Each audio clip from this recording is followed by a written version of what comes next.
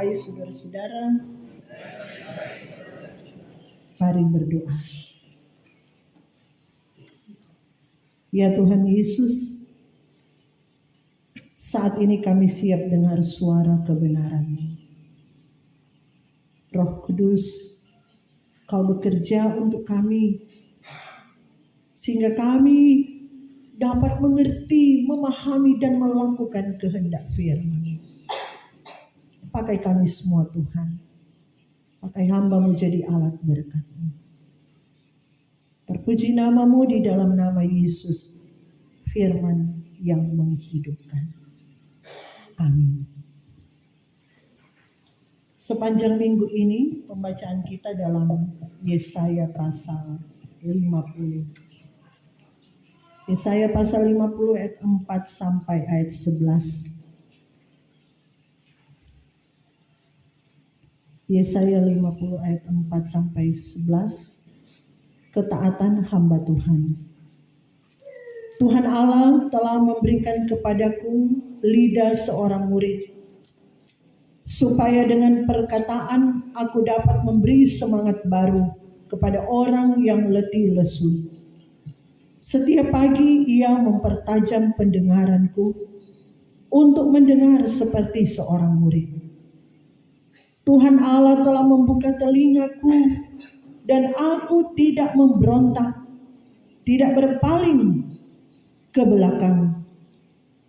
Aku memberi punggungku kepada orang-orang yang memukul aku, dan pipiku kepada orang-orang yang mencabut janggutku. Aku tidak menyembunyikan mukaku ketika aku dinodai dan diludahi. Tetapi Tuhan Allah menolong aku, sebab itu aku tidak mendapat noda. Sebab itu aku meneguhkan hatiku seperti keteguhan gunung batu, karena aku tahu bahwa aku tidak akan mendapat malu. Dia yang menyatakan aku benar telah dekat. Siapakah yang berani berbantah dengan aku? Marilah kita tampil bersama-sama. Siapakah lawanku berperkara? Biarlah ia mendekat kepadaku. Sesungguhnya Tuhan Allah menolong aku. Siapakah yang berani menyatakan aku bersalah? Sesungguhnya mereka semua akan memburuk seperti pakaian yang sudah usang. Ngengat akan memakan mereka. Siapa di antaramu yang takut akan Tuhan dan mendengarkan suara hamba-Nya? Jika ia hidup dalam kegelapan dan tidak ada cahaya bersinar baginya, baiklah ia percaya kepada nama Tuhan dan bersandar kepada Allah-Nya. Sesungguhnya kamu semua yang menyalakan api dan yang memasang panah-panah api, masuklah ke dalam nyala apimu, dan ke tengah-tengah panah-panah api yang telah kamu pasang. Oleh tangankulah hal itu akan terjadi atasmu, karena kamu akan berbaring di tempat siksaan. Demikian pembacaan Alkitab, firman-Mu pelita bagi kakiku.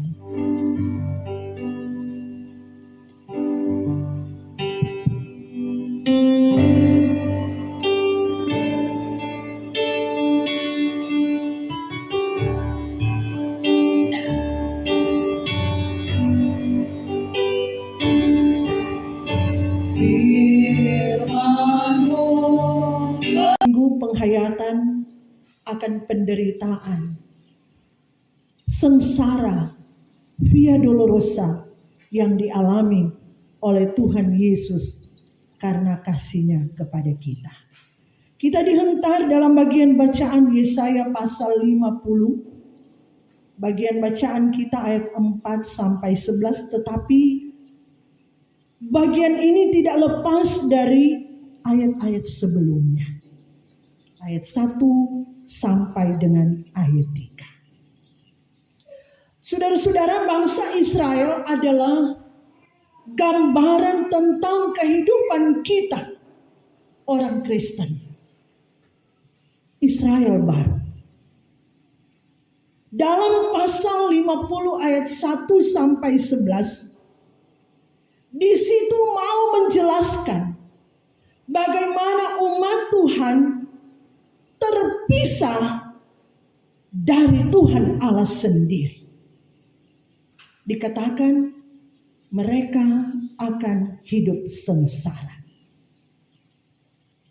Betapa menderita, betapa sengsara ketika terpisah dari Allah dan dibuang. Kesengsaraan yang dialami oleh umat Tuhan, oleh bangsa Israel, tiada taranya. Ketika mereka harus dibuang ke tanah Babel. Dan kita perlu ingat saudara-saudara, bahwa mereka dibuang bukan tanpa alasan. Mereka dibuang ke tanah Babel karena ulah mereka sendiri. Mereka mau memisahkan diri dari Allah. Kalau dalam ayat 11, mereka main api. Mereka main api dengan Tuhan Allah. Ayat 11, sesungguhnya kamu semua yang menyalakan api dan yang memasang panah-panah api, masuklah ke dalam nyala apimu dan ke tengah-tengah panah-panah api yang telah kamu pasang. Oleh tanganku hal itu akan terjadi atasmu. Kamu akan berbaring di tempat siksaan. Jadi mereka atau umat Tuhan bangsa Israel, mereka menyalakan api sendiri. Sehingga mereka terpisah dari Tuhan. Demikian dengan kita. Kita dapat saja terpisah dari Tuhan Yesus. Kita akan mengalami sengsara dan pasti akan dibuang. Ini suatu kepastian. Kita dibuang bukan lagi di tanah Babel, tapi kita dibuang di neraka, di api sengsara. Penderitaan yang tak terkatakan.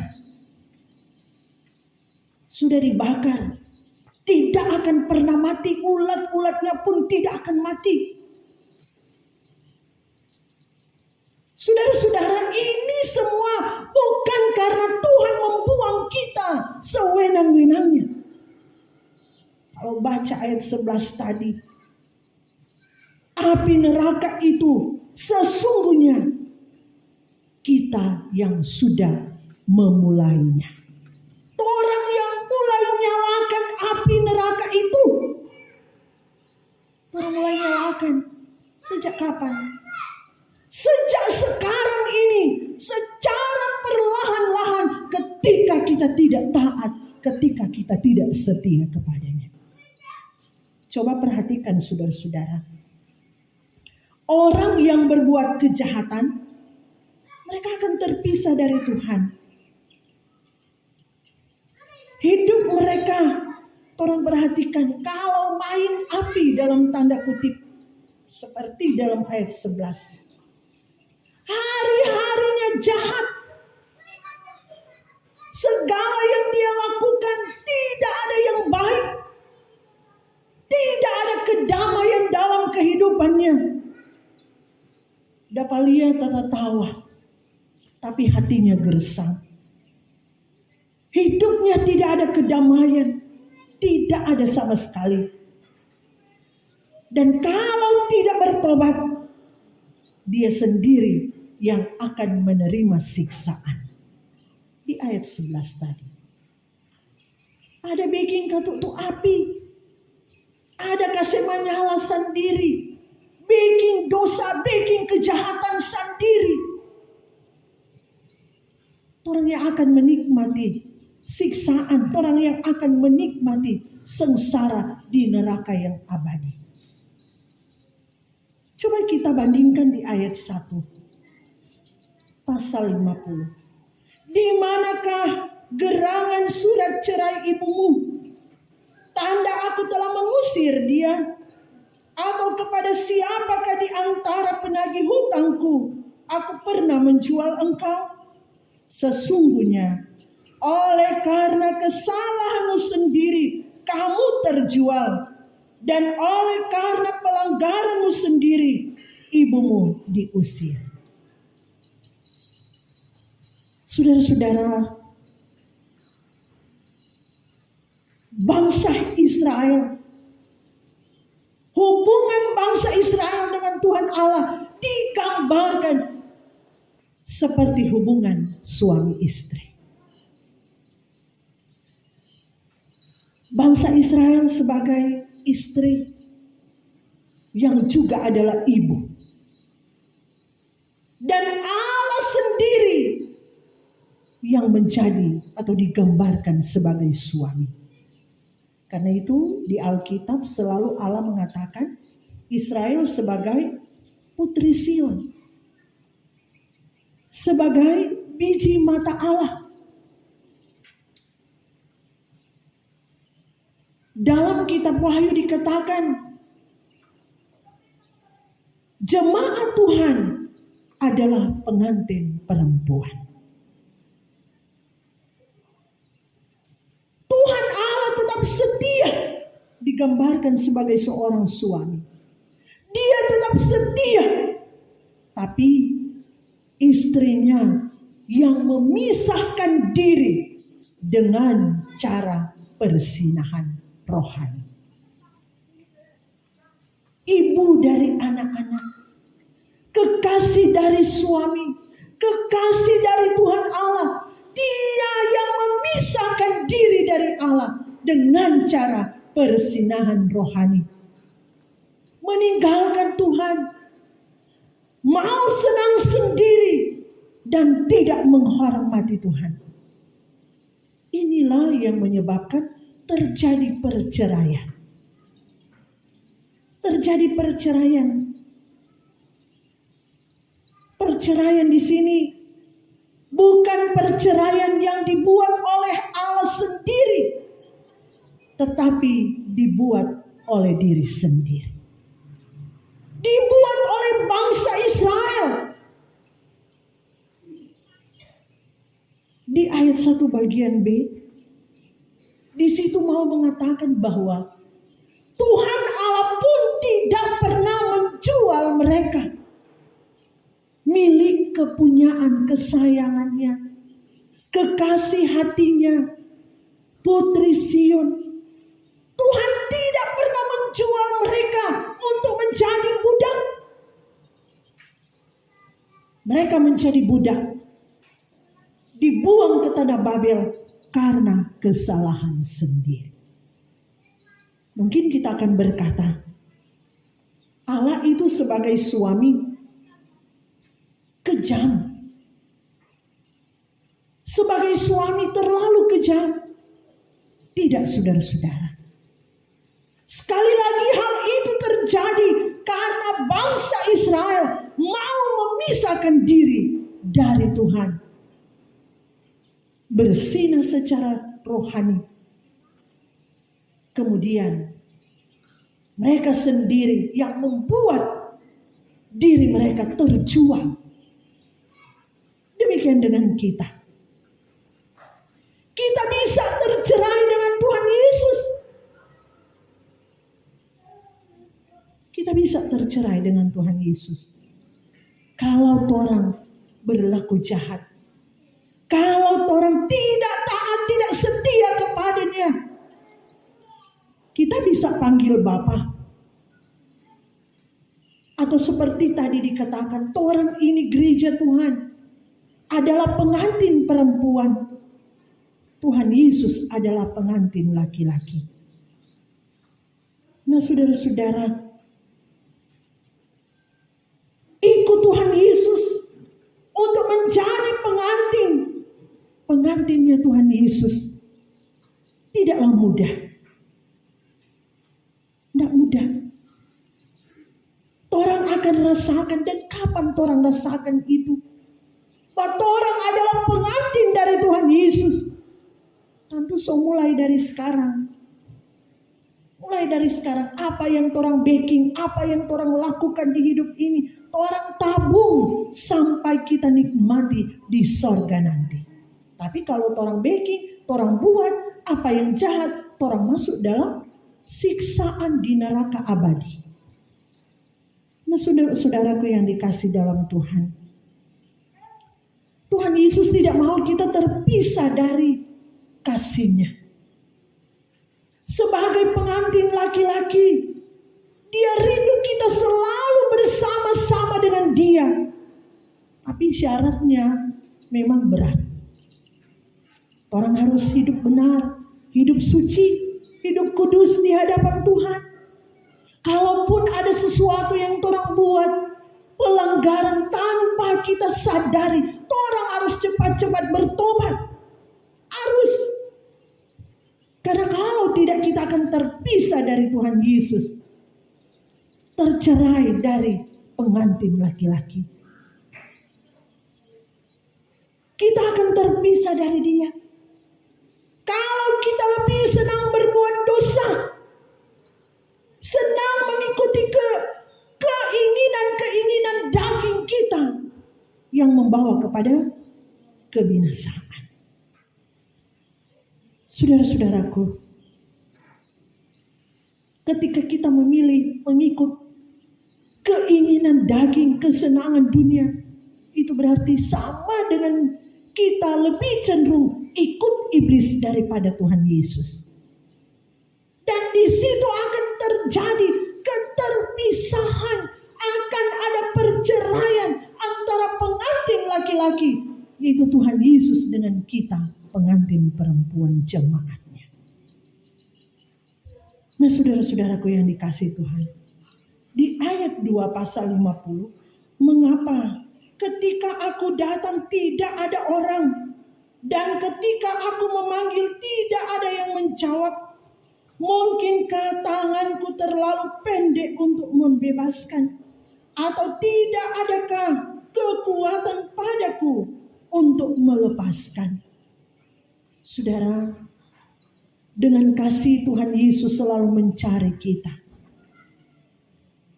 Tetapi kitalah yang kadang tidak mau dengar. Dia memanggil kita orang bapongoh. Dia mengajak kita mengeraskan hati kita. Firman Tuhan disampaikan terus. Khotbah diberikan. Tuhan pakai hamba-hambanya. Diaken, penatua, pendeta. Pakai orang tua di tengah keluarga. Pakai pemerintah di tengah masyarakat.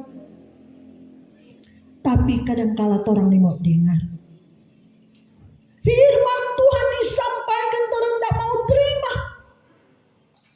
Ini bahaya. Bahaya sekali.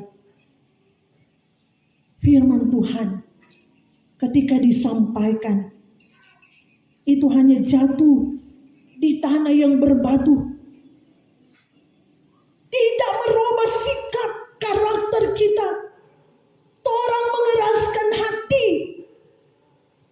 Firman Tuhan ditaburkan di pinggir jalan.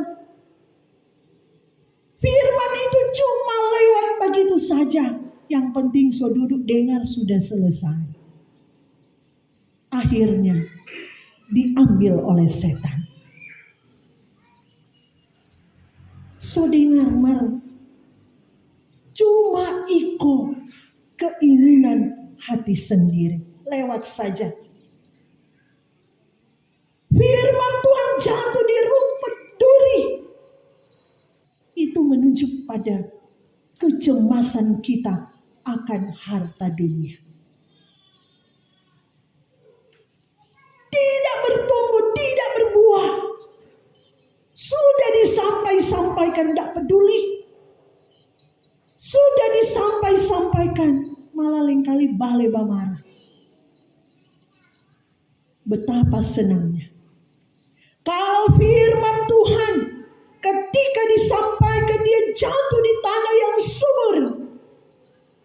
Ketika hamba Tuhan, diaken, penatua, pendeta, hamba Tuhan, pemerintah, hamba Tuhan, orang tua menyampaikan suara kebenaran dan diterima dengan baik, dengan benar dalam kehidupan kita. Betapa berbahagianya. Kita akan berbuah lebat. Dan saat Tuhan panggil kita, orang akan menjawab, Tuhan, aku ada di sini. Kuasa Tuhan itu luar biasa. Tuhan menyatakan dirinya dengan mujizat-mujizat yang besar. Maksudnya apa? Ada harapan agar supaya umat Tuhan benar-benar percaya kepada Dia. Umat Tuhan terikat penuh di dalam Tuhan. Umat Tuhan menjadi milik yang sesungguhnya dari Tuhan Allah sendiri. Tapi banyak orang yang tidak percaya. Sampai sekarang banyak cuma suka dengar-dengar, tapi tidak sepenuhnya percaya kepada Tuhan Yesus. Di negara-negara Eropa, simbol negara atau bendera mereka adalah salib. Kalau orang lihat kan. Tetapi di negara-negara Eropa sana, banyak orang yang sudah tidak percaya Tuhan lagi. Yang percaya Tuhan Yesus tinggal sedikit. Banyak yang sudah jadi ateis. Karena apa? Karena lebih melihat diri sendiri. Kecintaan pada diri sendiri. Karena kalau kata ikut Tuhan Yesus memang menderita. Ikut Tuhan Yesus banyak pergumulan.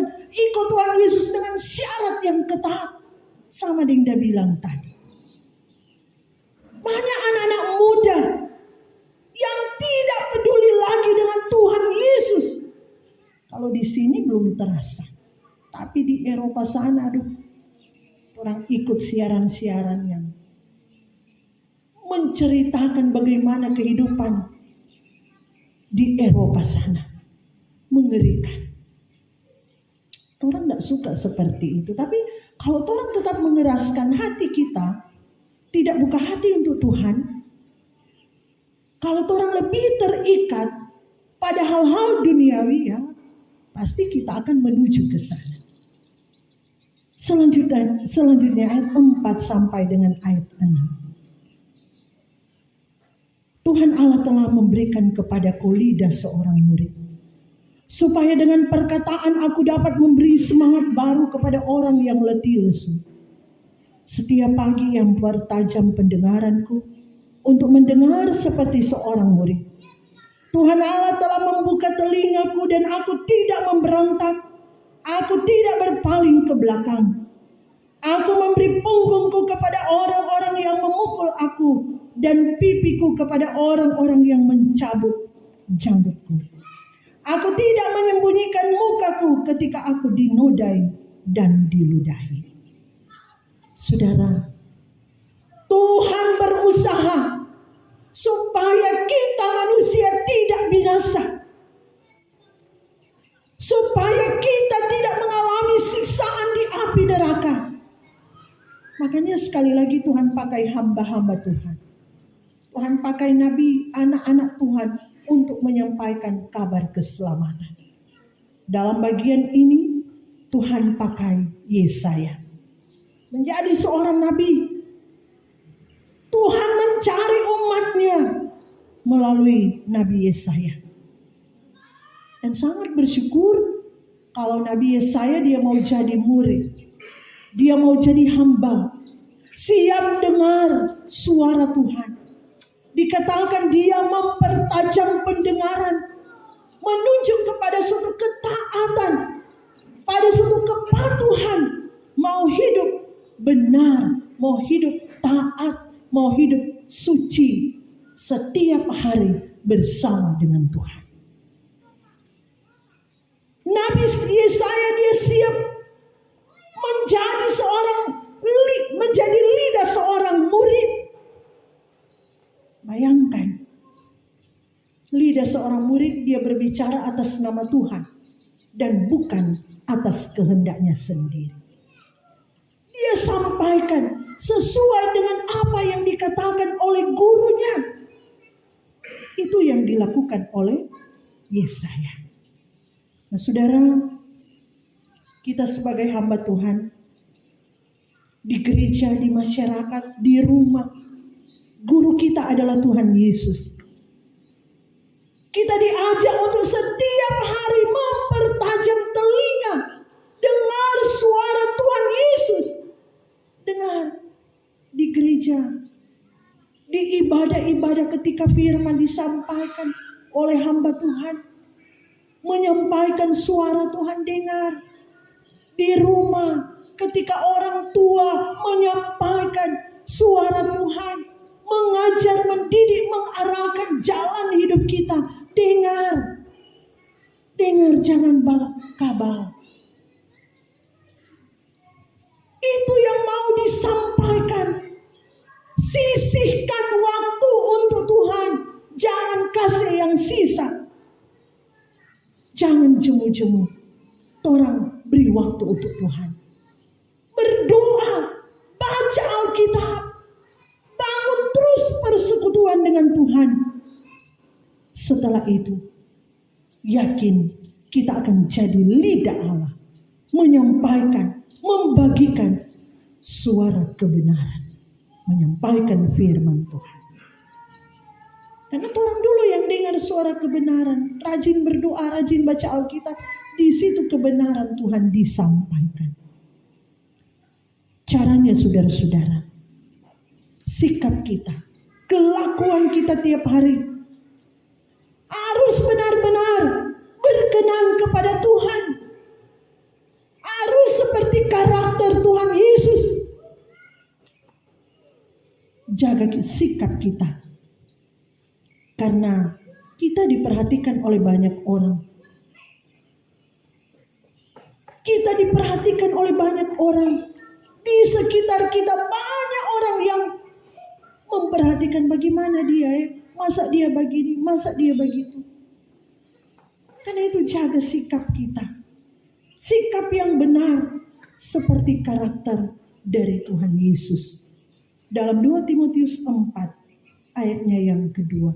Sebagai hamba Tuhan, beritakanlah firman. Siap sedia baik atau tidak baik waktunya. Nyatakan apa yang salah. Tegurlah dan nasihatilah dengan segala kesabaran dan pengajaran. Itu lidah seorang murid. Persoalan mau diterima atau tidak, itu urusannya. Orang bertugas lakukan seperti firman Tuhan. Orang mau dengar atau tidak, DP urusan dengan Tuhan. Orang mau backing atau tidak, DP urusan dengan Tuhan. Jadilah lidah seorang murid, memperkatakan perkataan Tuhan. Kalau kita perhatikan, kita baca dalam Yesaya pasal 50 ini. Yesaya tidak diterima ketika menyampaikan suara kebenaran. Kita tahu bagaimana Yesaya akhir kehidupannya. Dia mati syahid. Caranya dia digergaji. Bayangkan penganiayaan yang luar biasa. Orang kalau orang mau potong, orang mau tikam, bayar langsung. Tapi ini digergaji.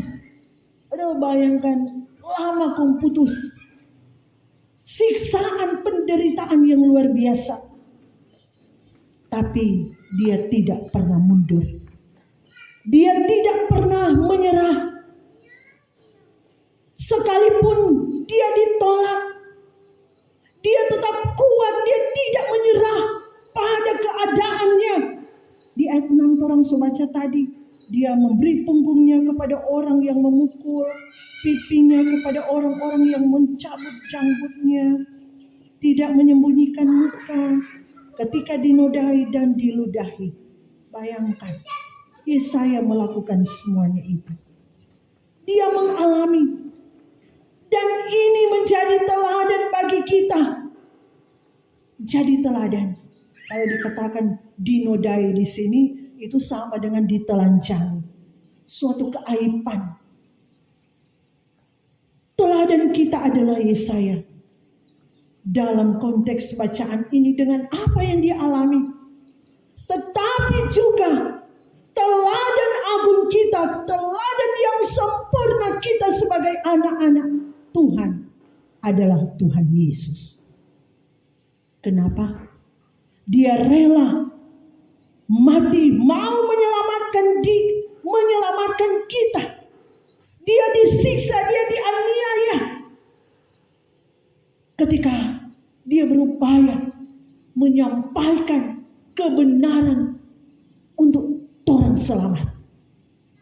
Dalam kedahsyatannya, dalam kemahakuasaannya, karena kasihnya yang besar bagi kita. Dia dicambuk.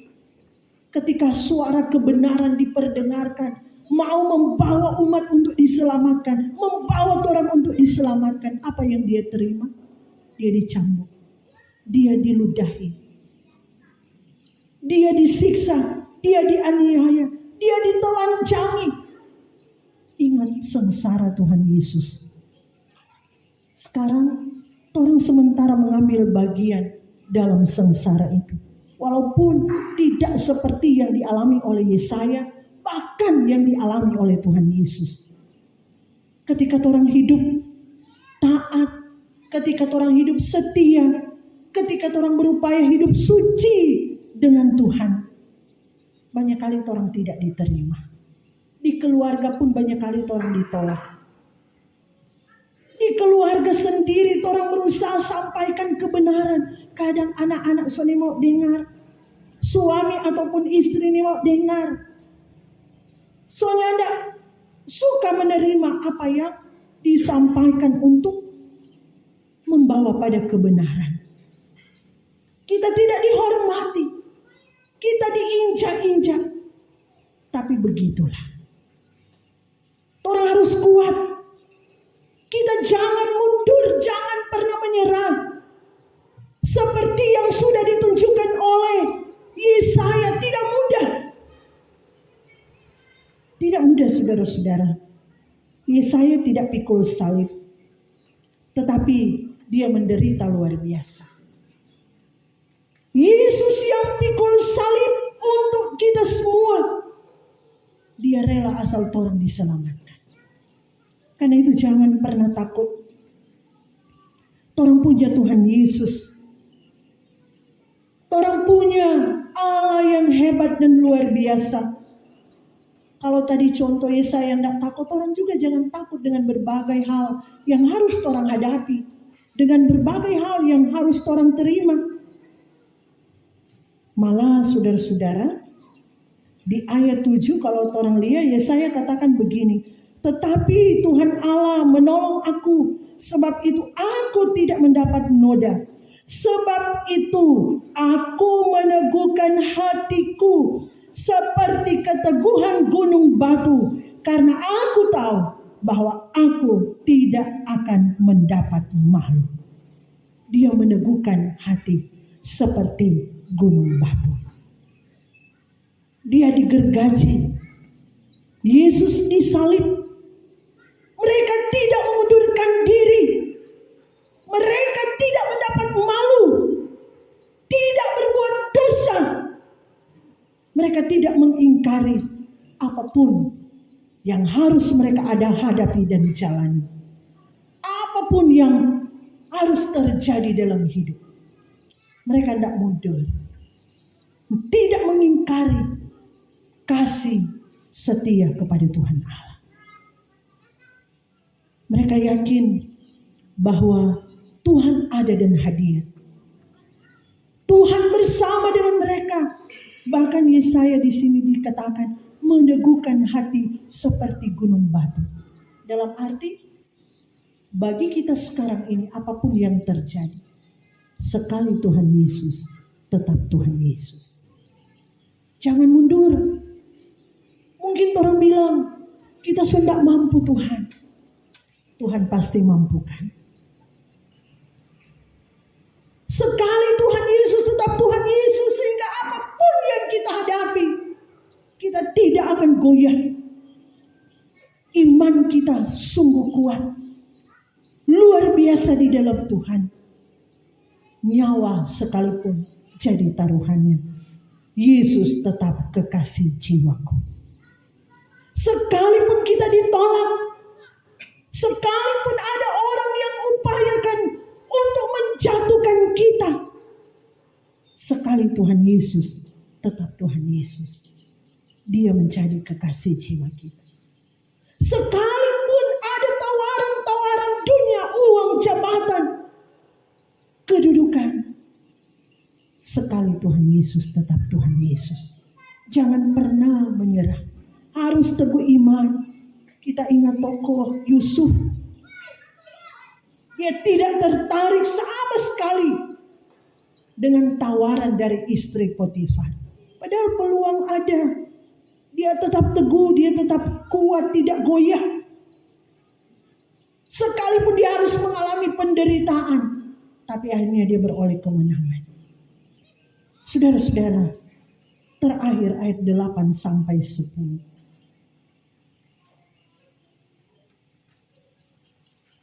Dia yang menyatakan aku benar telah dekat. Siapakah yang berani berbantah dengan aku? Marilah kita tampil bersama-sama. Siapakah lawanku berperkara? Biarlah ia mendekat kepadaku. Sesungguhnya Tuhan Allah menolong aku. Siapakah yang berani menyatakan aku bersalah? Sesungguhnya mereka semua akan memburuk seperti pakaian yang sudah usang, ngengat akan memakan mereka. Siapa di antaramu yang takut akan Tuhan dan mendengar suara hambanya, jika ia hidup dalam kegelapan dan tidak ada cahaya bersinar baginya, baiklah ia percaya kepada nama Tuhan dan bersandar kepada Allahnya. Saudara-saudaraku yang dikasihi Tuhan, Dia yang menyatakan aku benar. Sudah dekat, mau menunjuk kepada Tuhan Yesus. Tuhan Yesus sudah ada dan sementara ada bersama dengan kita. Itu kebahagiaan kita. Bahwa kalau kita menjadi kekasihnya, kita menjadi orang-orang benar, kita hidup sesuai dengan kehendaknya, kita dijemput oleh Tuhan. Kapan? Tempo apa? Saat kita mati nanti. Yakin kita akan ketemu dengan Tuhan, ketemu muka dengan muka dengan kekasih jiwa kita, kekasih abadi kita. Dia dengar suara anak-anaknya. Wahyu 12 ayat 10. Sekalipun kita didakwa oleh iblis, didakwa seperti mau mengatakan, oh dia salah, dia begini, dia begitu. Di hadapan Tuhan sekalipun, tetapi Tuhan tetap jadi pembela. Tuhan jadi penolong kita. Dan ingat saudara-saudara, satu saat orang benar pasti akan menang. Dan satu saat orang jahat pasti akan mengalami siksaan di api neraka. Terpuji nama Tuhan. Amin. Kita ikuti